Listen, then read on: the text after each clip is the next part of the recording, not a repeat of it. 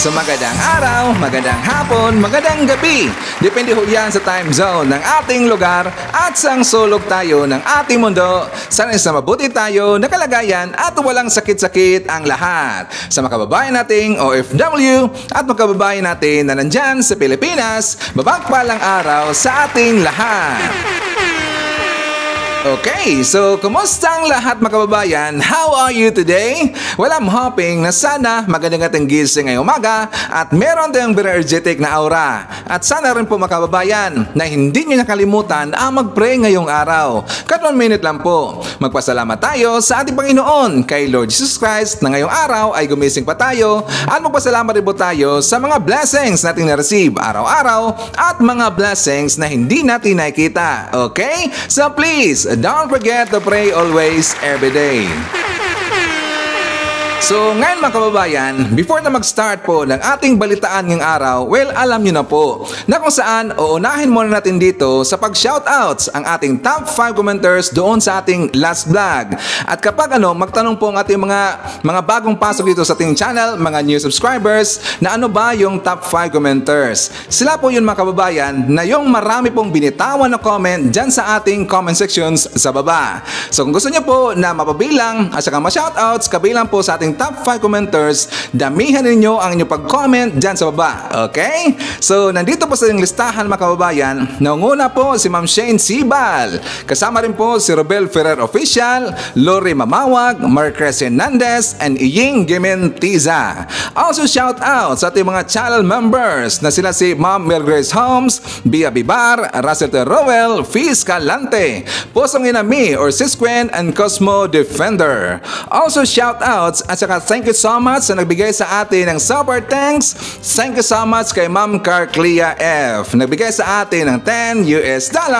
Thank you so much. At syempre, i-shoutout po natin ang ating mga early birds na sila si Barkadahan Forever FM.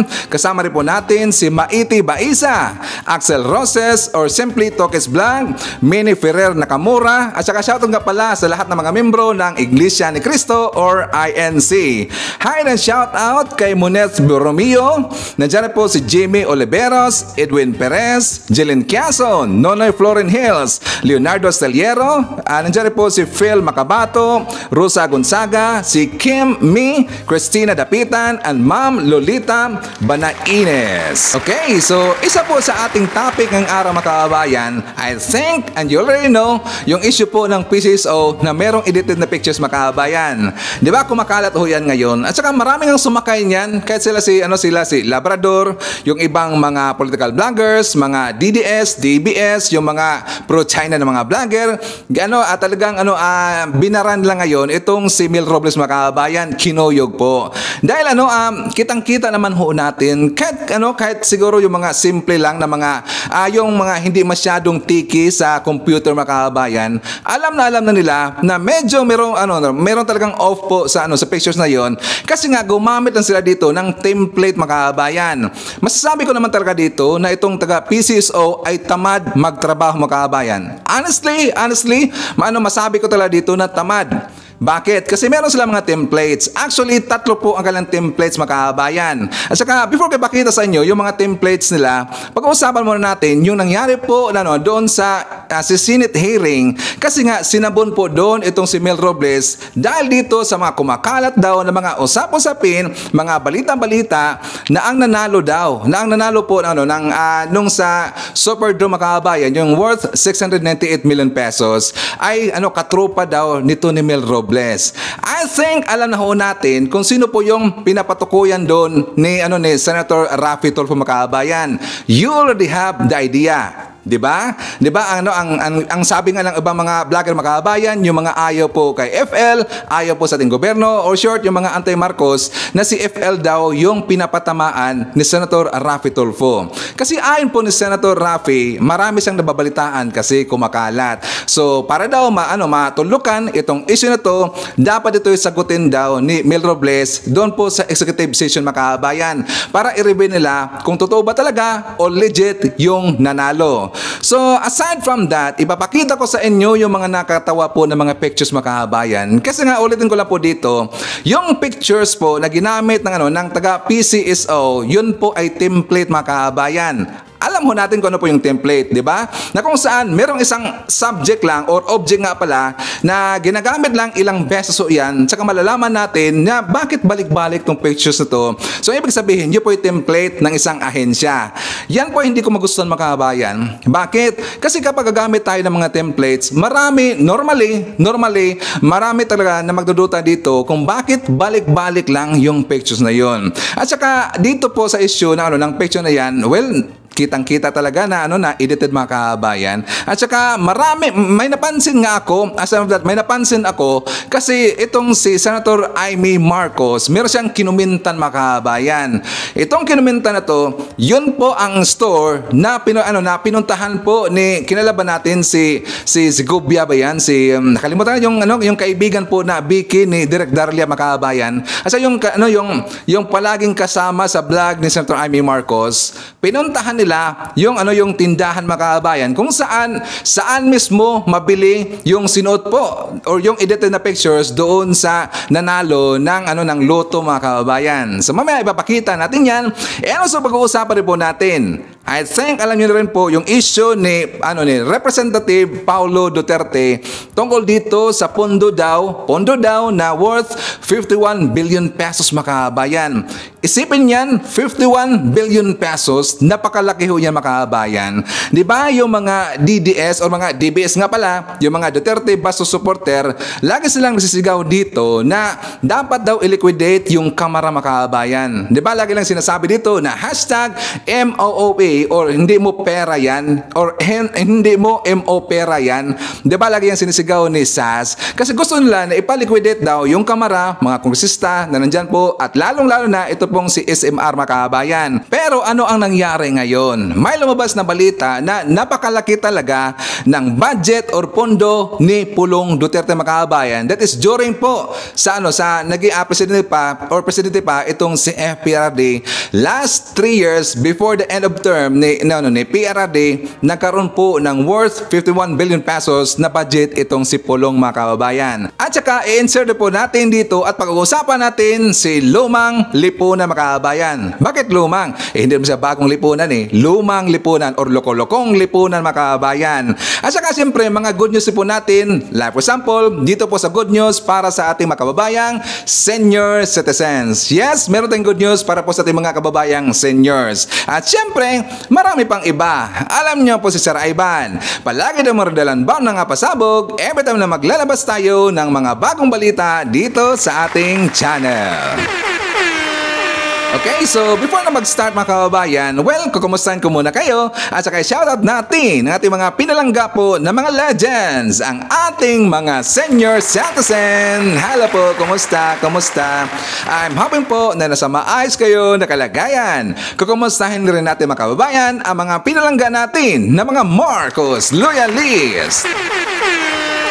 At syempre, nandyan rin po mga kababayan nating DDS all over the world. How are you mga kababayan? Lalong-lalo na, maraming salamat sa Unit Team supporters.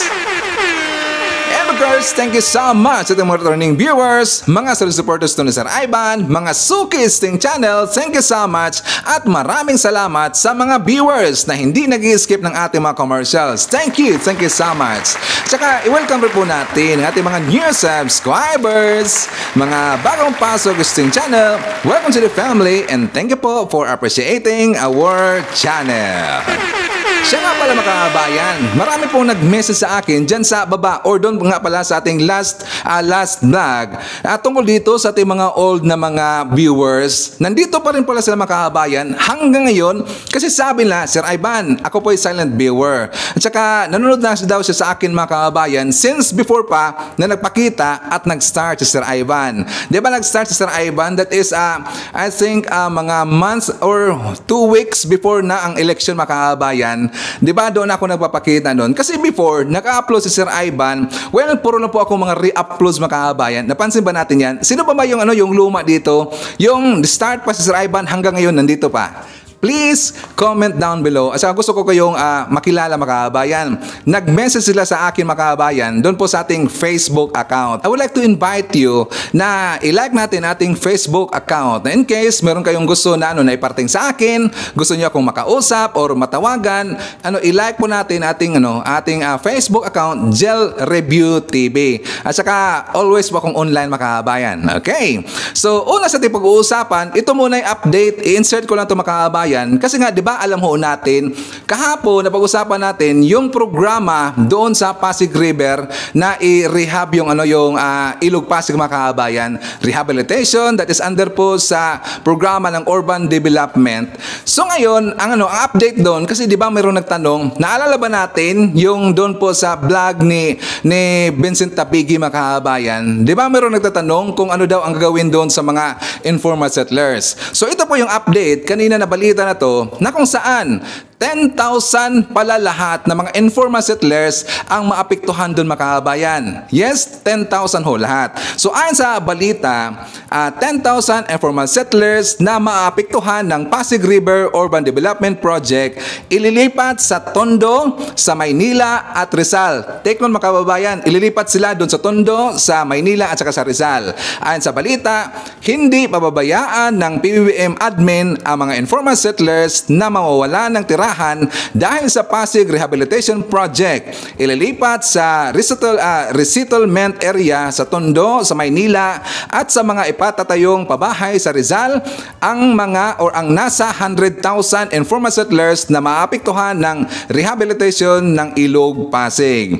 Okay, so take note also, kasi marami ditong mga haters sa San Ivan kasi nga magkaroon sila dito ng budget na 18 billion pesos mga kabayan. Diba yan po ang sabi sa balita kahapon. 18 billion pesos ang nakalaan o gagamitin para pagandahin pa yung Ilog Pasig. At saka meron akong nabalitaan mga kababayan na meron kasi silang meron na silang nakita na gagawing model para dyan sa Ilog Pasig. May nabasa ako doon, I think that is sa Radyo Pilipinas ba yun, na meron silang gagayahin dito yung sa Netherlands. I am not sure kung ano ba yung maganda tingnan doon sa Netherlands mga kabayan. Sino bang nandyan sa Netherlands? Meron bang tourist spot dyan na ma-apply or pwedeng ma-apply doon sa Ilog Pasig? Sabi kasi sila mga kabayan, ang gagawin daw ng model or gagayahin yung sa may Netherlands. So ito po yung magiging tourist spot dyan sa Pilipinas. So di ba kitang-kita ho natin na maganda na po yung Ilog Pasig. Yan po yung pagagandahin pa ng Marcos administration mga kabayan. Okay, so ipapasok ko lang po ito, saan ba kukunin yung budget na 18 billion pesos para sa pondo dyan sa rehab ng Ilog Pasig mga kabayan? Yan po kukunin doon sa mga investment pledges ni PBBM. Yung nagmaterialize na, yung pumasok na sa Pilipinas. Di ba lagi lang sinasabi mga kababayan na yun daw mga lagoy-lagoy, yung mga lipad-lipad daw ni PBBM sa ibang lugar, wala daw kwenta mga kababayan. Wala daw nangyari na maganda at hindi daw nagmaterialize.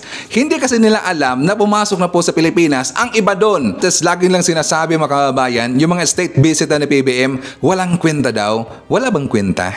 Hey, nakatawa eh.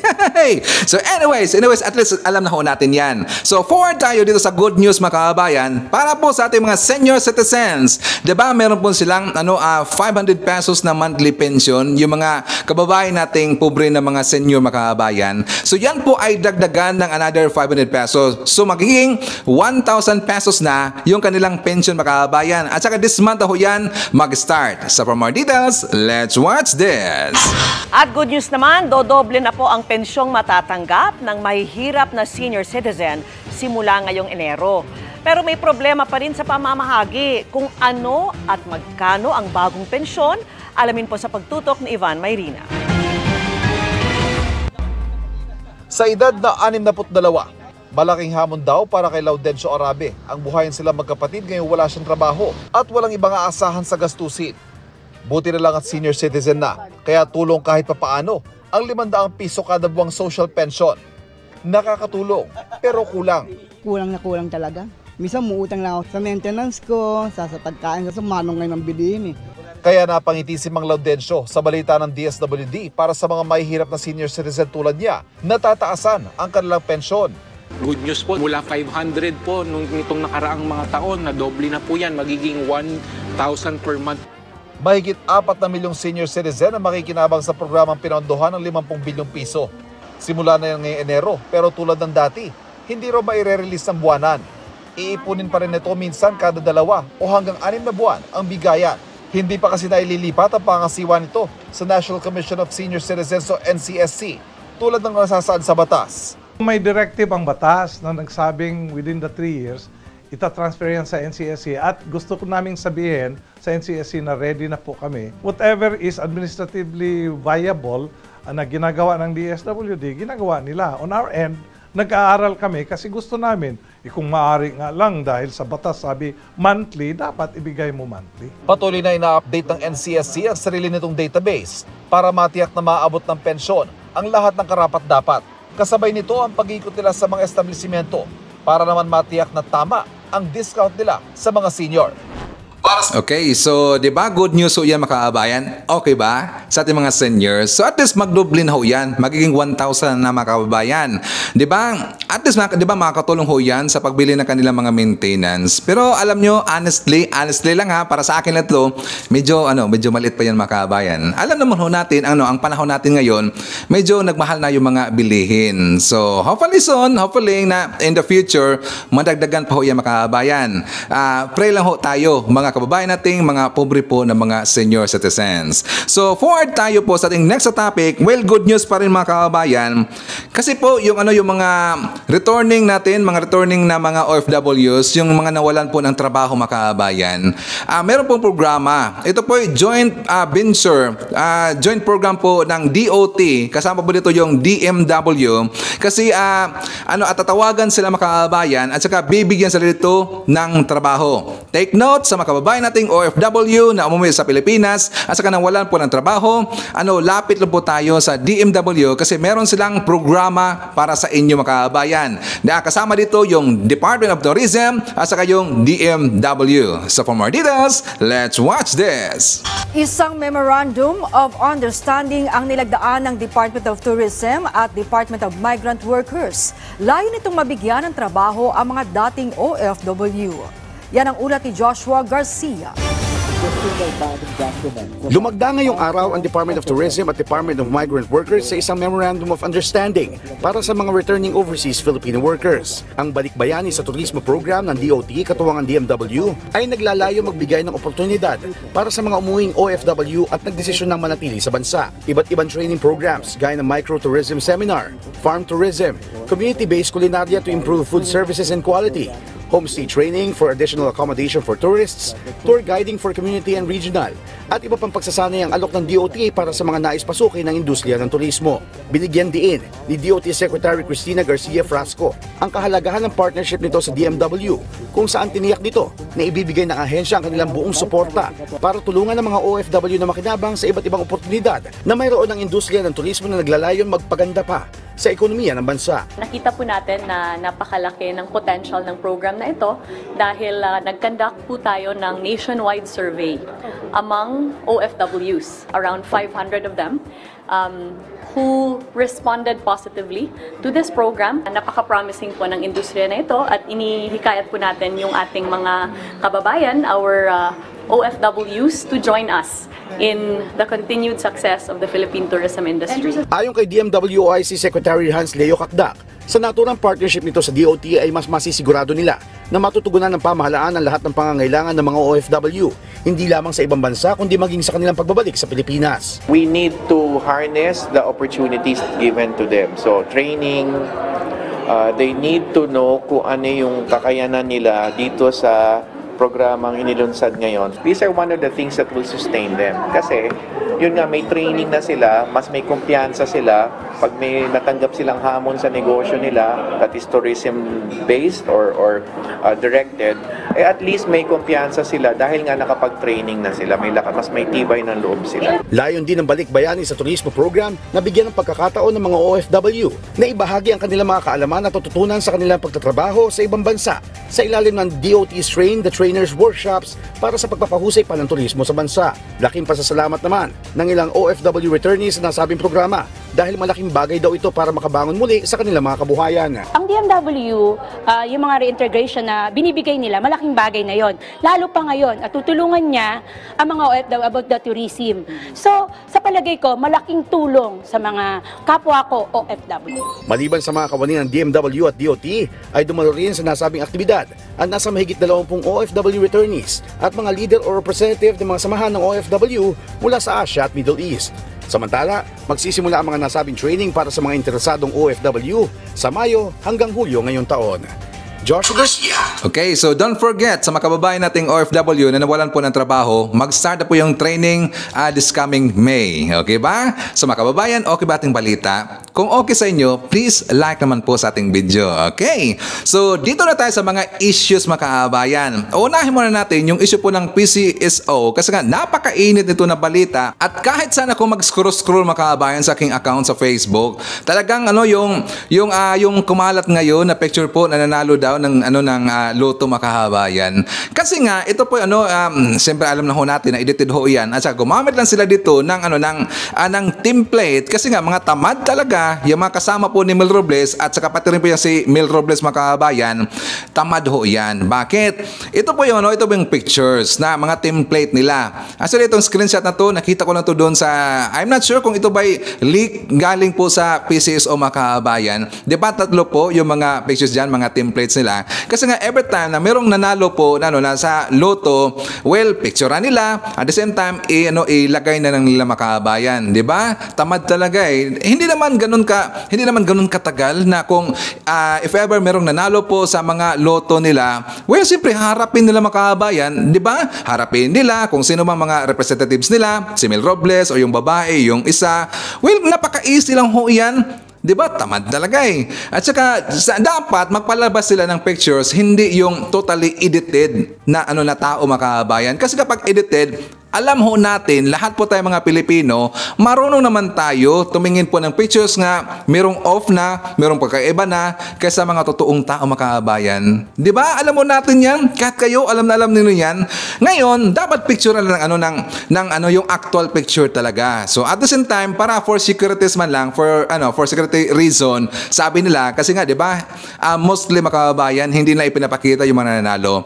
Pero at this time, kasi nga maraming nagdududa, pinakita nila pero sumimplang pa rin. Kasi nga, super po pagka-edit, ang pangit pa pagka-edit mga kabayan, totoo lang, pangit talaga, na kung saan, na pwede naman ho yan na lagyan-lagyan na lang black, 'di ba? Yung sa mukha lagyan ng black o dapat totoong tao. Lagyan ng black dito, lagyan ng black ng ganun kalaki. Pati rin po sa baba, lagyan ng black makabayan. At least ma-recognize ng tao na hindi po totally edited yung nanalo makabayan. Agree ba kayo Sir Ivan? Or meron pong isang idea na naisip po mga kabayan. So kung gusto nila na hindi masyadong ma-recognize yung sinuot, yung nanalo, kasi nga siyempre delikado ho yan mga kabayan. Like for example, ikaw nanalo ka ng ganun kalaki, 628 or 698 million pesos na yung napanalunan. Di ba delikado ho yan? Tapos malalaman ka na merong mga pulburon yung utak mga kabayan, ay ikaw nanalo ka ng ganun kalaki. Babalato naman. Tapos kapag hindi ka nabibigay ng balato, 'di ba? Baka delikado eh. Makaisip po 'yan ng mga alam na ho natin, baka gorgorin ka diyan makabayan. So ngayon, ang idea dapat dito ng mga photo editor na nandiyan sa PCSO na mga tamad talaga, dapat i-mask na lang ho ninyo. Alam mo ito ng mga editor makabayan. Dapat yung buong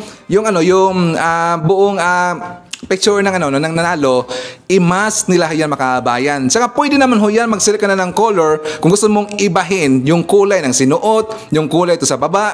Ganon ang dapat gawin, hindi yung lagyan mo ng ng ibang picture na merong yung sinuot sa pantalon makabayan. So pantalon dito sa taas nilagyan. Alam niyo ba kung saan niya nakuha yung pictures ni makabayan? Doon po yan nakuha na picture sa store po ng ng Kamasera ba yan? O Kamisira? Kamisera or Kamisira yung makabayan. Yan po ang brand Kamisira ho yan. So sa ating henerasyon ngayon, napaka-easy na lang po mag-trace ng ganung mga designs. Yes, meron pong applications yung makabayan or kahit Google Lens, pwede niya mag-Google Lens na kung dito po sa Google Lens applications, picture mo lang po isang bagay, tas ang Google na po ang mag-trace the whole internet world, malaman niya kung saan ba ang sample nito makabayan. Yan po ang ginawa ng mga kababayan natin, kaya nalaman nila sa Kamisira ho yan, kinuha yung design makabayan. Pati nga si Pariscobia, nagpunta nga doon, saka nakita siya ni Senator Amy Marcos makabayan. Sana nag-comment doon si Senator Amy na sabi pa nga ni Senator Amy na pabalato daw. Ito po ang comment niya makabayan. Babasahin ko lang po. Nag-comment siya sa baba, nanalo pala, nagpapalibre pa ng milk tea. Kasi nga, yung pictures na yan, alam po ni Pariscobia saan yan mabibili. So, pinuntahan ho yan ni Pariscobia makabayan. Pariscobia ba siya? Nakalimutan na. Basta bakla yung kasama lagi ni Senator Aimee at kasama rin po lagi ni Direk Dalia makabayan. So, yun nga, parang, siyempre, pang joke-joke lang nila makabayan. Parang inaasaran na dito yung PCSO kasi alam nila saan mabibili yung sinuot po. At saka nag-viral din po makabayan. Dito ginamit po yung pictures na yan. Diyan po sa Angel's Burger.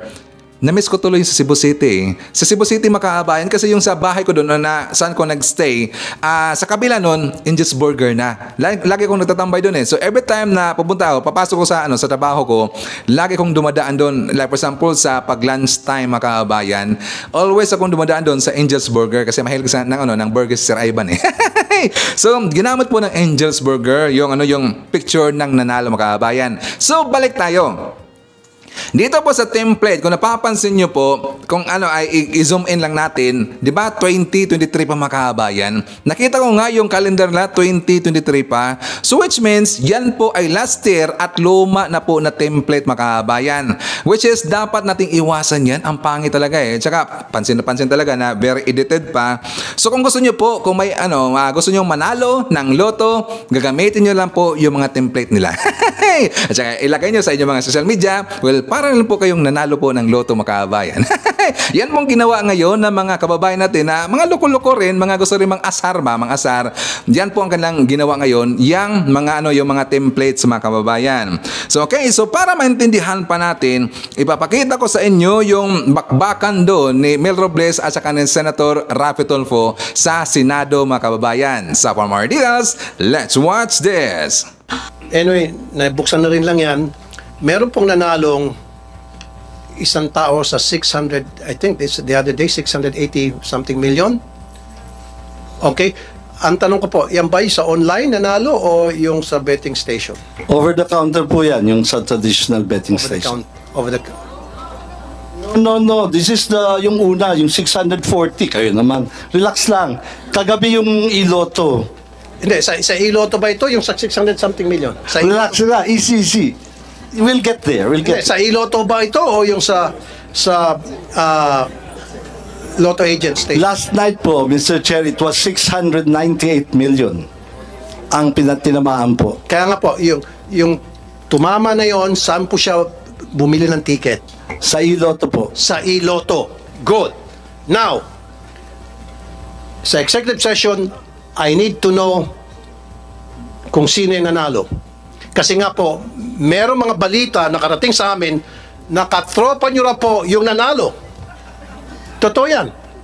Kaya ako na-brought up yan kasi inopen up ni Senator Coco yung tungkol sa mga pagpanalo-panalo na yan. So, mamaya mag-executive session tayo para masiguro na talagang hindi po katropa ninyo. Kasi yun po yung kumakalat na balita ngayon na hindi ko pinakinggan. Remember, hindi ko tinalakay yan until sa dumating si Senator Coco. So, kailangan ko yung pangalan, identity nung nanalo. Especially sa iloto pala siya nanalo. Kasi meron pong balita, 30 million na po ang ininvest ng tropa ninyo para manalo doon sa 690 million na yan. Tumatango si Ma'am Javier. Pero yan po ay, syempre yan po yung sabi-sabi nila. Para maalis yung sabi-sabi na yan, mamaya po sa executive session, gusto ko malaman yung identity ng taong yan para makagawa kami ng mga research kung kinakailan mag-hire ako ng private detective para masiguro na hindi connected sa tropa ninyo itong nanalo. Kapag halimbawa, after mag-hire ako ng private detective at na-trace na talagang, lumitaw na talaga hindi galing sa inyo, then sasabihin ko rito na yung ay chismis lamang, walang katotohanan. Pero pag lumitaw sa ginawang investigasyon, I might even use the NBI,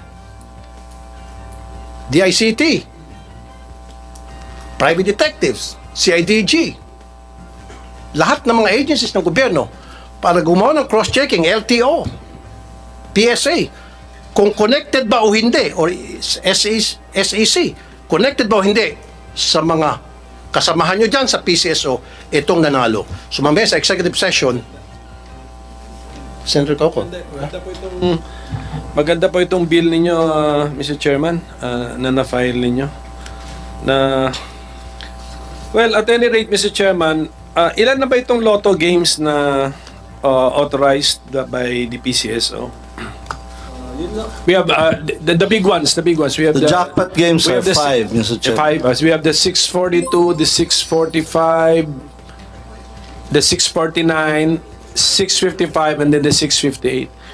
Over the Christmas period, we increased the jackpots of all these 5. Yes or no? Yes, Mr. Okay. Chairman. For the 642 and the 645, 100 million.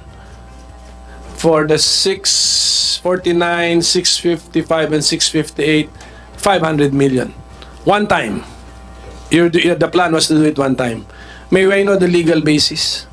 We are allowed to, we have a prize fund, Your Honor, prize fund reserve, and we are allowed to use this to spur the sales para magawin natin exciting and inviting yung game. For each game, fix na yung kanyang minimum jackpot eh. For every new draw, kung tinamaan yung jackpot, a new draw, balik siya sa minimum jackpot. So, that must have been fixed by mathematics. The probability of hitting 642 is 1 in 9 million. It deserves a certain jackpot. So when you made the jackpot all of a sudden 100 million, but the odds did not change, are you allowed by law to do that? The board is allowed, Your Chair, Mr. Chairman. That's why we have the prize fund reserve. It's precisely for this purpose. Kasi minsan talaga, this is jackpot driven, Your Honor. People bet because of the jackpot. So kung mababa ho, medyo matamlay po, that is the time when you pump in the prize fund reserve. What is the tenor of the board resolution that you will enhance the jackpot one time or? One time po, yung ginawa namin for December so for one time. Okay. Because, Mr. Chair, at the end of the year, that will become dividend and will be reverted back anyway to the Bureau of the Treasury as dividend. So, might as well, we have decided to make the games more exciting. Yeah, if you want to repeat this, you need to pass another resolution. Yes, Your Honor. We have to go back to the board. Basta klaro yan. Okay. And then for the information of the public, yung mga increased jackpots po natin na 100, 100, 500, 500, 500, so a total of 1.7 billion pesos, tinamaan na po lahat. Yes, Your Honor. Okay. In less than a month. Within a month, Your Honor. Yes, within a month. Opo. Okay, so we're stating facts, Mr. Chairman. Facts lang ito. Yun nga, Senator Coco, nakakapagtaka nga. Marami nagtataka, siyempre, especially yung mga mananaya na ang bilis na manalo ngayon sa PCSO, especially na the fact na hindi naman pwedeng sabihin kung sino yung mga nanalo, pwede naman nila itago. Plus, pagdating po dun sa online, sila naman may control ng computer system na yan. So, madali na nilang i-hocus-pocus. Yun po yung sinasabing hinaing na marami mga mananaya. Okay, so I think the PCSO is at liberty to reveal to us na yung in-increase na po yung mga jackpots in all those games, available na yung online betting. Yes, Your Honor. Kaya, meaning to say, when si 642, all of, ang minimum niyan, and what's the usual minimum ni 642? Or maximum jackpot pala? 5.9. Minimum ba? 5.9 po, Mr. Chair. Bakit nalanganin? Hindi, yung published. Singit lang. Yes. Okay. Yung sabi niyo this December, tinamaan yung 642, 649, 645, 655. Are these all from Iloto? Hindi po, last night lang po yung Iloto. Ilan po yung tumama sa Iloto out of this 1, 2? Isa lang po, yung kagabi lang po. Kagabi lang. Okay. What game? What game yun? Yung kagabi? 655. 600 million kasi yun, Senator Coco. Quick na lang, Senator Coco. Okay. Etong picture na ito, very controversial ito ngayon sa social media. Edited daw ito. Yes, Your Honor. Edited. Bakit kailangan i-edit? We have to protect the identity of the winner. Meron po nagreklamo sa amin one time, we covered the face, yung damit naman po ay nakilala.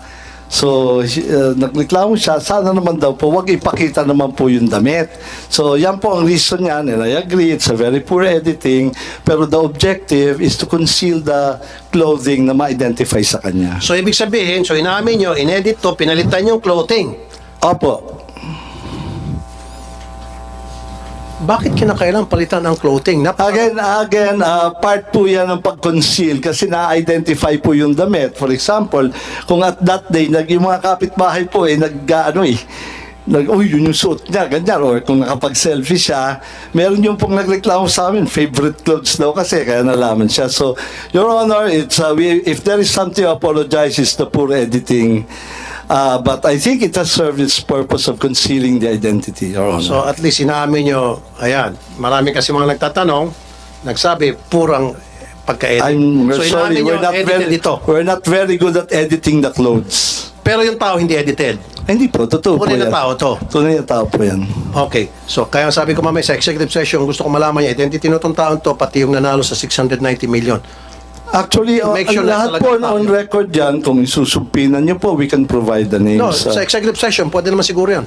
Am I right, Senator Coco? Can we do that? On executive session? Yes, Mr. Chairman, let's make it a strictly executive session. Yes. Given on the part of the Senate, limitado yung mag-a-attend at saka identified natin. And then, of course, kami, liability na namin yung kami pang source ng leakage. So. Like I said, Mr. Robles, kasi nga po, may clamor na malaman yung katotohanan. Kasi marami sa mga mananayan nagsasabi, yung nanalo ng 690 million, hindi raw yung legit na mananaya, kundi galing doon sa tropa niya. I'm sorry, I'm gonna repeat this again. Yung pong kumakalat na balita, galing doon sa tropa niyo, nag-invest ng 30 million para makuha nga itong 690 million. Para maalis na po yung haka-haka na yan, gusto po namin makita kung talagang totoong tao yon. And then gagawa nga ako ng cross-checking. Sinabi ko na kanina, I'm gonna use the NBI, the ICT, if I have to hire a private detective, para magkaroon ng cross-checking kung yun ba related sa inyo. Hindi. Pag lumitaw na hindi, sabihin ko rito na hindi related talagang legit winner yan. You agree, sir? Very good. Napakalaki ng budget ng PCSO mga kabayan, di ba? Millionaires or billion pa, pero hindi na kaya mag-hire ng mga artist. Or kung hindi sila, wala silang plano mag-hire po ng artist, how about yung mga, mga personnel nila, mga trusted personnel na ipatrain po na maging artist? Pag-aralan po yung Photoshop or yung, nakalimutan yung isa mga kabayan. Marami naman kasi, or Canva, or meron pong isa yung green color na logo. Di ba? Self-study lang naman yan eh. Meron naman mga tutorials dyan sa YouTube mga kabayan. Or kung medyo tamad-tamad sila, manood po ng YouTube, mag-hire lang sila ng mga artist na magaling po sa mga applications na yan. Very easy. So ngayon, mga kababayan, kung bakit namin nasabi na ito pong si Thinking Pinoy ang kanilang pinaparinggan po ni Senator Raffy Tulfo because I think itong si Raffy Tulfo nakikinigo doon sa mga DBS makabayan. Sino na Sir Ivan? Yung mga bitter po na mga DDS mga vlogger na mga anti-Marcos na lagi lang sinasabi na si FL daw yung nanalo makabayan. Naalala ba natin yung post po ni Jason sa makabayan na kung saan di ba napahiya yung si Jason sa ipaalala ko lang sa inyo tong post na to. Actually, alam nyo ba makabayan, yung post na yan, tinanggal na ho yan ni Jason sa. Yes, i-check nyo lang po sa kanyang account. Wala na yun doon. Napahiya yun eh. At saka sabi nga pala ni Jason sa dito na may tip na iisang lone bettor taga South ang susortihin ngayong gabi sa Super Draw. Ito bang lugar ko part ng South Bulacan? Ito po yung post niya last January 8 makabayan. And after that, na sabi niya mayroong mananalo daw lone bettor pero napahiya siya kasi nga ang lumabas po ng resulta ay walang nanalo makabayan. At saka yan po ay ibinalita ng GMA. So after that, yun nga si Jesus San napahiya doon. Doon namin nalaman na ang pinaparinggan dito itong si Thinking Pinoy. Kasi si TP makabayan, taga South o yan sa may Bulacan. So walang iba, sino ba pinaparinggan nila na lagi pong kasama po ni Mer Robles, di ba si Thinking Pinoy makabayan. So para po matulugan ho yan, dapat imbestigahan. Kasi nga lagi nga sinasabi dito ng ibang tao na dawit palagi yung pangalan po ni FL Lisa. Dahil nga yan sa, di ba, lagi pong sinisigaw or lagi pong balita ho yan ni Hitad mga kabayan, di ba? Si Felisa, si Mer Robles, Thinking Pinoy, di ba? Sila daw yung nagmanipula dan sa PCSO mga kabayan. So para matuldukan ho yan ni Senator Raffy Tulfo, okay lang po ang ginawa ni Tulfo dito na dapat imbestigahan ho yan, and after that, kung ano po yung resulta ng investigation, so dyan natin malalaman kung konektado ba talaga si Felisa at saka si Thinking Pinoy mga kabayan. Okay? So dahil napag-usapan natin si FL Lisa, insert ko dito si Bagoong Lipunan mga kabayan. Anong ginawa ni Bagong Lipunan, Sir Ivan? Naalala nyo ba yung post natin na yung tungkol po kay Abel makabayan, ni Abel Bacodio, na kung saan meron ako ditong ipinaparinig sa inyo na isang voice record na kung saan yung ati-atihan po ni Abel, na kung saan galit na galit talaga at saka parang halos na iiyak na makabayan kasi nga siya po'y galit na siniraan dito ni Hitad, tinawag po ni scammer itong si Abel Bacodio. Naalala ba natin yan? So doon po, hindi ko unexpectedly, meron nga palang nag-comment doon kay Bagoong Lipunan tungkol sa akin makabayan. Kasi papakita ko lang sa inyo na ang post doon sa isa sa kanyang followers, sabi dito na Sir Kaloy Roy, i-check mo ang vlog ni Sir Ivan, Jelribe TV, may ipinakita siya na voice record conversation sa ate ni Abel Bacodio na nakasama ni Maharlika noong nagpunta siya sa Pinas. Babiyahe si Abel sa Los Angeles para kakasuhan si Maharlika. Ngayon, nabasa ho yan ni Bagoong Lipunan mga kabayan. Ang reply niya, utos ni Lisa Smugs yan. Inakasahan kaagad si Sir Ivan na utosan daw ako ni FL Lisa or bayaran ako ni FL Lisa makabayan. Medyo gumanon kasi yung tinga ko kasi yan lagi ang kanilang mga palusot, mga lagi ibinibintang sa amin, lalong-lalo na kapag ikaw po ay isang pro-government na vlogger, isa kang pro-admin or isang Marcos vlogger, diba sasabihin lang kaagad na ikaw bayaran ka ni FL Lisa or utosan ka ni FL, diba yan lagi ang kanilang sinasabi makabayan. So dito medyo gumanon yung tinga ko, challenge ko itong si Bagoong Lipunan mga kabayan. Tsaka meron kasi nag-forward sa akin na screenshots na yan. Ayoko lang i-reverse sa inyo kung sino nag-forward kasi ito nun po yung followers din po doon kay Bagoong Lipunan mga kabayan. So para ma-confirm dito na gusto ko kasi na malaman po ni mga kabayan, ni Bagoong Lipunan na hindi po yan totoo at wala pong katotohanan yan.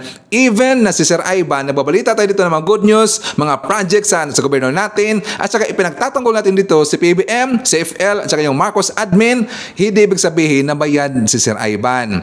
Gusto ko lang ipakita sa inyo yung mga ibang nangyayari kasi nga yung ibang mga vlogger, mga kababayan, wala kasing ibang mga vlog nila, hindi kasi lang ipakita doon yung mga good news sa gobyerno natin. Diba? Ang lagi lang vlog dito sa DBS, sa ibang mga Marcos loyalists na laging nagbabangayan, puro po mga kamaritisan lang mga kababayan. Kasi dito sa ating channel, gusto ko makita rin po ninyo yung mga good news, and after that, then magtatakol rin po tayo, magtatopic tayo ng mga issues ng mga iba at saka mga kamaritisan po ng ibang mga vlogger mga kababayan. So ngayon, ang ginawa ko, kinull out ko itong si Bagoong Lipunan. I think some of you, nakita nyo na po ito sa community tab natin mga kababayan. Kasi sabi ko, once and for all mga kababayan, sabi ko sa kanya, call out Bagong Lipunan. Patunayan mo, Roy, na inutusan or utusan ako ni FL. Dahil kung hindi, lalabas na sinungaling ka sa mata ng mga viewers mo. I challenge you. Tatanggalin ko ang channel ko kapag napatunayan mo, utusan ako or bayaran ako. And vice versa, tatanggalin mo rin ang channel mo kapag wala kang maipakita na resibo. Deal? Yan ang sinabi ko sa kanya mga kababayan.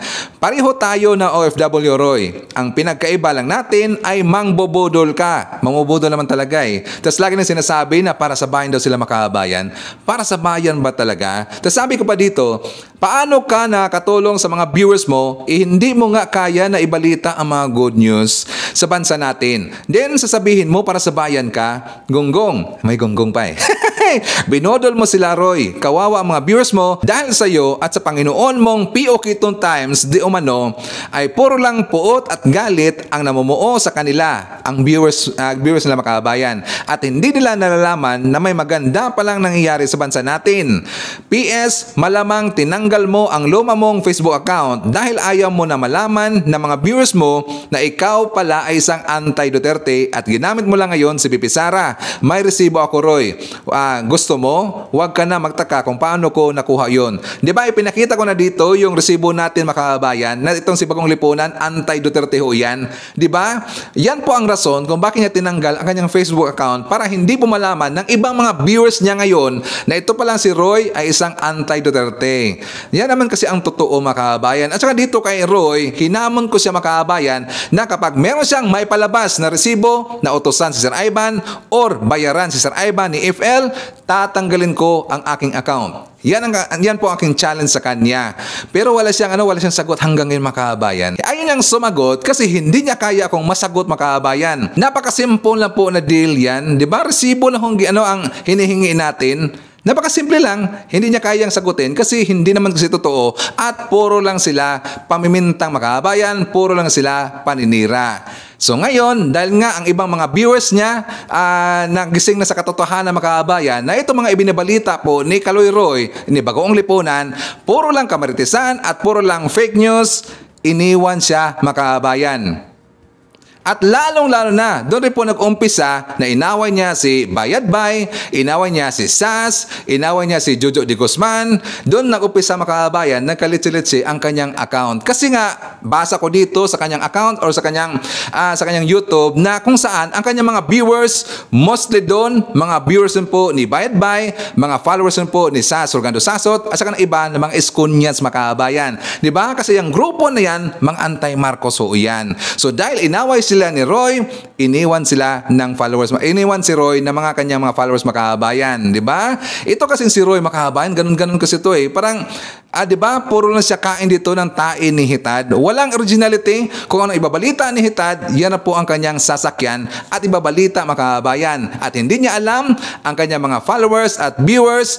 Yan po ang mga followers at viewers na kanyang tinira ngayon makabayan, di ba? So dito kay Roy, magbago ka na, Roy. At saka kailan ka sasagot sa challenge, Sir Ivan?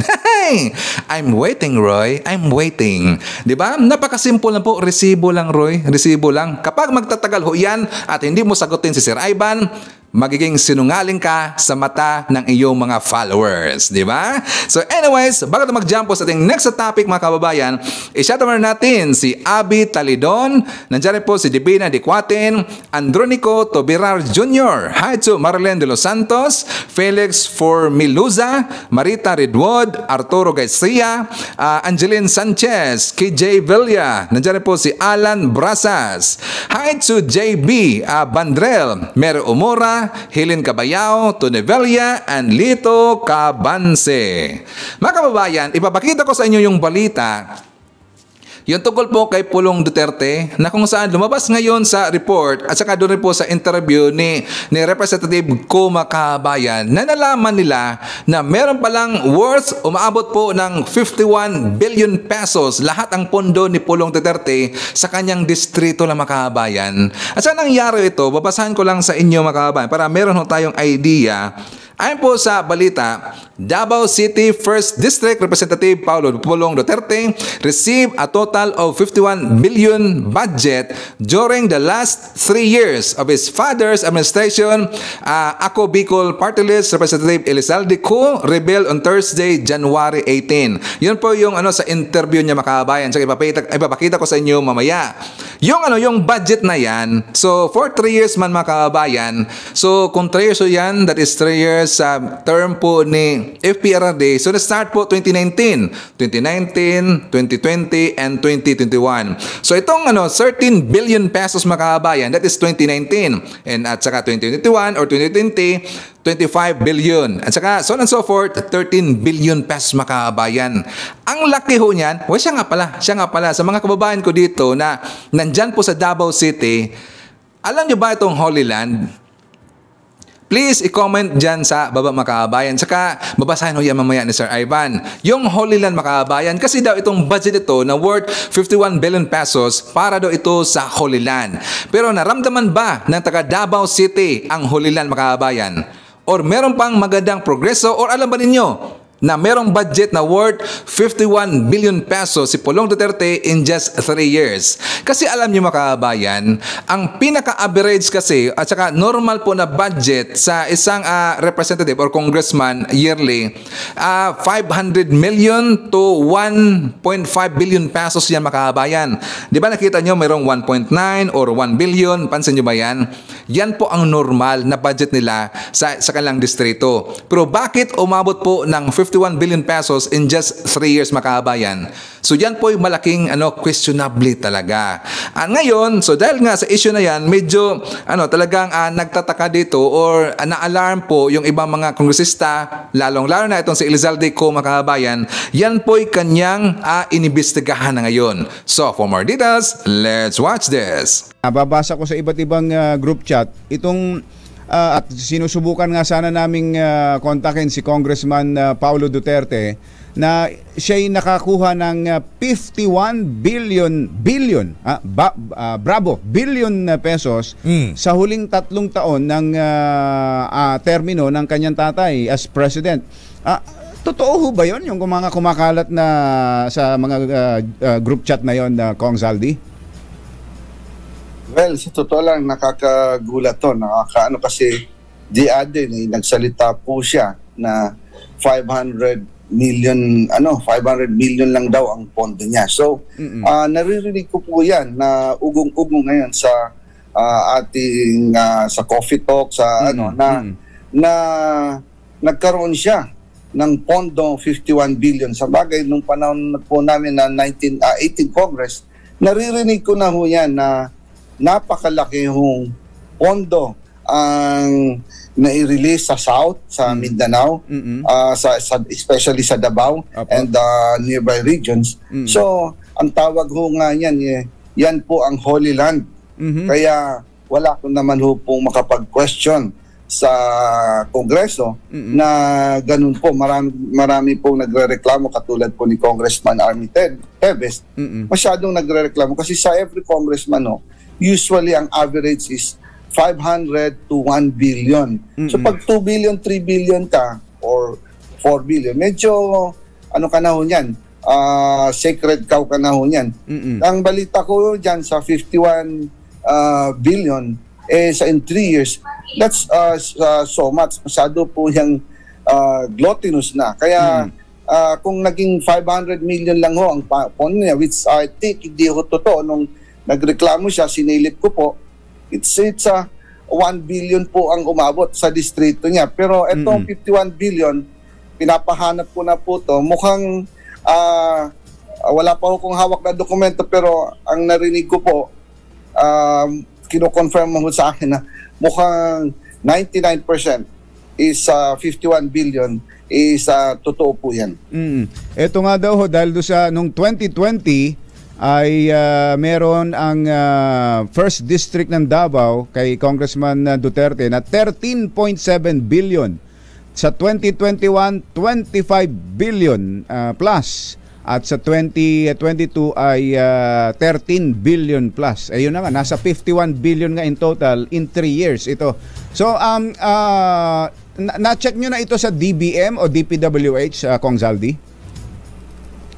Opo, actually, nung kumakalat po yung dokumentong yan, tumawag po tayo and na-verify natin. And kino-confirm, wala lang ako makuha ang dokumento sa DPWH, pero kinonfirm na po yan sa akin ng DPWH na totoo nga daw po yan ng dokumento. And yung sa DBM naman, I think they're going to issue formal and totoo rin daw po. And gusto ko lang sana magkaroon ng formal na dokumento. Opo. Just to make sure na itong pero on the phone they confirm na nagulat din po na masyadong malaki, very historical itong sobrang paglobo ng pondo sa First District ng Davao City. Pag nakikita nyo dyan sa itong lista, almost lahat po yan na Mindanao. Kaya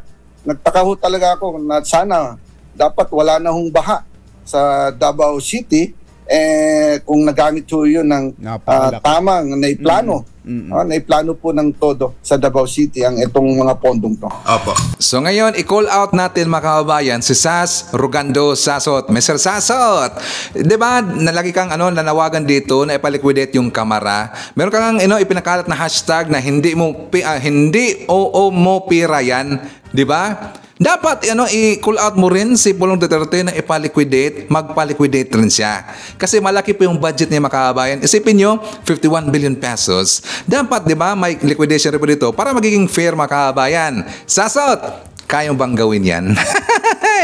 So anyway, shout out po natin si Biyahe ni EJTV dyan sa South Korea. Kasama rin po natin si Mon Flower, Maria Bangsa, nadyan rin po si Hi to Salvi Manawes or Manaues, at saka hi daw sa kanyang pamilya dyan sa Itchagi, Isabela, and Gafford, hi to Gafford and Manawes family.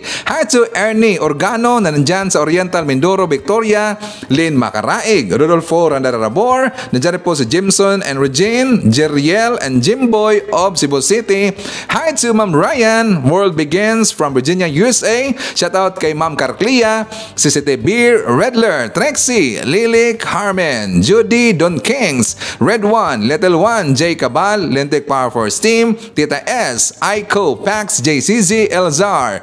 Hi to Caitlin, Winsel Pisces, Lady Net, Sir Castillo, Sir Golfy, Tata Emic, and Tata Jackfords of Jackfords family.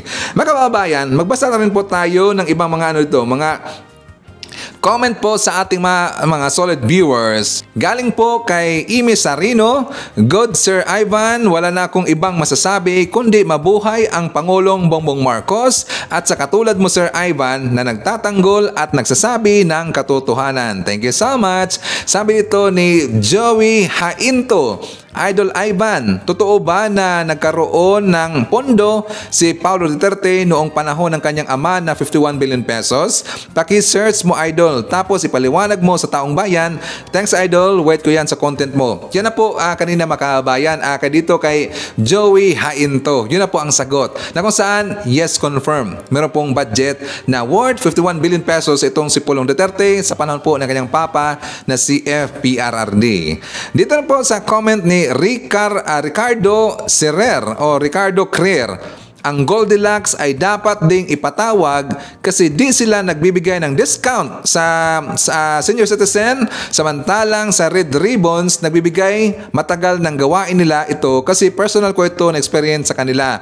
Siya pala ang Goldilocks. Shout out sa Goldilocks, bakit hindi kayo nagbibigay ng discount sa mga kababayan nating mga senior citizens? At saka buti nga pala yung Red Ribbons, nagbigay rin po na nagbigay rin pala ng discount yung Red Ribbons mga kababayan. So anyways, jump tayo sa next na comment galing from Camwell or Chamuel Ladiho. Ivan, sana maipaabot ng vlog mo na Goldilocks at Red Ribbon ay may mga items lang na pwede discount. Birthday cake nga walang discount. Pareho mga kababayan. So which means totoo po yung sinabi ng yung previous natin na nag-comment na itungkol dito sa Goldilocks at saka sa Red Ribbon.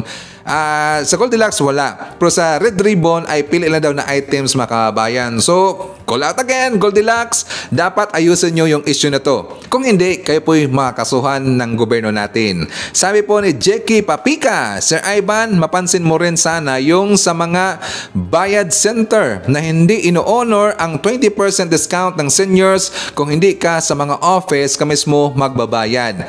Ganun ba, sir? Sa bayad center? So dapat nga alam nyo, batas ho itong discount na 20% sa ating mga senior citizens. Pribilehiyo nila ho yan. So yan po'y batas. Kapag hindi na susundin niya makabayan, dapat isumbong ninyo sa gobyerno natin. Okay? So dito po sa comment ni Marwan Ojo, I agree with that blogger, mahitad, panira lang not once after the election, hindi na mapagbigyan ng pwesto, puro na lang panira. As you have said, Sir Ivan, kung hindi kasi nega or against the government or against PBM or FL ang kanyang content, then nobody will watch her blogger. I don't even know why they even have their time to watch her. Ito'y tungkol po kay Hitad Makabayan. Yan o, yan. Napaka-bitter yun eh. Bitter si Hitad Makabayan. Sabi ito ni Rebelina Rolian, ito na po ang matagal ko nang ipinagdarasal na gagawa na si God na gumawa na ng paraan si God upang makulong na yang si Maharlika. Meron ng isang tao na nakapuna sa pinanggagawa ni Hitad, hindi na talaga nakakaya sa mata ng tao at pandinig ng Diyos. Maraming salamat po Sir Freddy at sa iyo po Sir Ivan dahil kayo po ang daan para makita na ang kabalbalan ng babaeng yan anay sa buong mundo, si Claire Contreras alias Hitad. Sa comment dito kay Ma'am Amy Joaquin, ang galing talaga ng ating mahal na Pangulo, na magandang balita yan, na maayos na din ang Pasig River. Yes, good news talaga yan mga kabayan. Pagkagandahin pa yan kasi yan po ay magiging tourist destination. Pero Sir Ivan, siguradong maraming anti-Marcos ang babatikos dyan. Lalo na yung mga pulburon vloggers, mag-iingay na naman yan. Kontra dito, kontra doon na naman ang gagawin nila. Well, expected talaga yan mga kabayan na alam niyo naman po yung gawain ng mga anti-Marcos, content nila yan eh. Puro lang paninira eh. Pero hindi na iniisip dito na ang kanilang paninira sa gobyerno natin, kay PBM, sa Marcos Administration, nakakasira ho yan ng bansang Pilipinas. Para mo na rin siniraan po yung Pilipinas mga kabayan, di ba? Sinisiraan mo yung Pangulo natin na hindi naman totoo. So anyways, yan po tayo nagkalap ng mga balita ngayong araw. Kung nakaabot ka po sa portion na to, sana nakapag-like na ho tayo. Libre po ang mag-share. Libre din ang mag-subscribe. Again, maraming salamat sa mga viewers na hindi nag-skip ng ating mga commercials. Thank you so much. At before natin tatapusin ating programa ngayong araw, sana sabayan nyo si Sir Ivan para sa ating live messaging prayer. Panginoon ko, lumalapit kami sa iyo sa panalangin ngayong Biyernes nang habang tinatapos namin ang buong linggo ng trabaho. Inilalagay namin ang aming tiwala sa iyo dahil alam namin na kapag kami ay nanalangin, may magandang mangyayari. Hindi lamang para sa mga pinagdarasal natin, kundi pati na rin sa atin. Kaya't kami ay lumalapit ng buong tapang sa trono ng biyaya sa pagkakaalam na iyong didinggin at sasagutin kapag kami ay nanalangin. Ngayon, hinihiling ko po na hayaan mo ang isang espiritu ng kapayapaan at kaginhawaan na paligiran ang mga nasasaktan, nabubuhay sa takot at puno ng pagkabalisa. Bigyan mo sila ng kapayapaang nagmumula lamang sa iyo. Hinihiling ko na pagalingin mo sila ngayon sa anumang nakikita mo na nangangailangan ng kagalingan sa kanilang buhay. Hayaang ang kanilang araw ay mapuno ng kapayapaan at ng iyong presensya. Habang pinangungunahan ng banal na espiritu ang daan. Aming dalangin sa pangalan ni Hesukristo. Amen. So maraming salamat mga kababayan, and I hope to see you again on my next video. BBM Sara! BBM Sara! Pagkakaisa patungo sa ginhawa. BBM Sara! BBM Sara! Para sa kinabukasan naming mga bata. BBM Sara! BBM Sara! Walang imposible na kapag nagsama-sama. BBM Sara! BBM Sara! Ang presidente at ang bisi na mahal ang mas.